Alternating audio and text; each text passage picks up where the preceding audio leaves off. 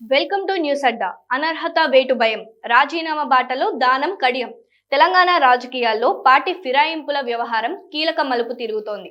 BRS నుంచి కాంగ్రెస్ లో చేరిన ఎమ్మెల్యేలు దానం నాగేందర్, కడియం శ్రీహరి తమపై అనర్హత వేటు పడకుండా ముందే ఎమ్మెల్యే పదవులకు రాజీనామా చేసే యోచనలో ఉన్నట్లు సమాచారం. బీఆర్ఎస్ తరపున గెలిచి కాంగ్రెస్ లో చేరిన 10 మంది ఎమ్మెల్యేలపై అనర్హత వేటు వేయాలని కోరుతూ కేటీఆర్ సహా పలువురు నేతలు స్పీకర్ ప్రసాద్ కుమార్ కు పిటిషన్లు దాఖలు చేసిన సంగతి తెలిసిందే.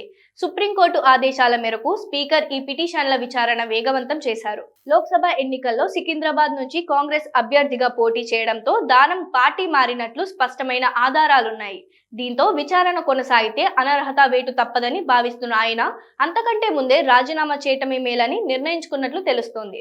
దీనికి బదులుగా తనకు రాజ్యసభ సీటు లేదా ఎమ్మెల్సీ పదవి ఇచ్చి మంత్రివర్గంలోకి తీసుకోవాలని, లేదంటే ఖైరతాబాద్ ఉప ఎన్నికల్లో మళ్లీ తనకి టికెట్ ఇచ్చి గెలిచాక మంత్రి పదవి ఇవ్వాలనే పలు ప్రతిపాదనలను అధిష్టానం ముందు ఉంచినట్లు ప్రచారం జరుగుతోంది. మరోవైపు కడియం శ్రీహరి పరిస్థితి కూడా ఇంచుమించు ఇలాగే ఉంది. లోక్సభ ఎన్నికల్లో కాంగ్రెస్ అభ్యర్థిగా పోటీ చేసిన తన కుమార్తె కావ్యకు ఆయన బహిరంగంగా మద్దతు పలకడం, నామినేషన్ పత్రాలపై సంతకం చేయడం వంటివి ఆయనకు ప్రతికూలంగా మారాయి.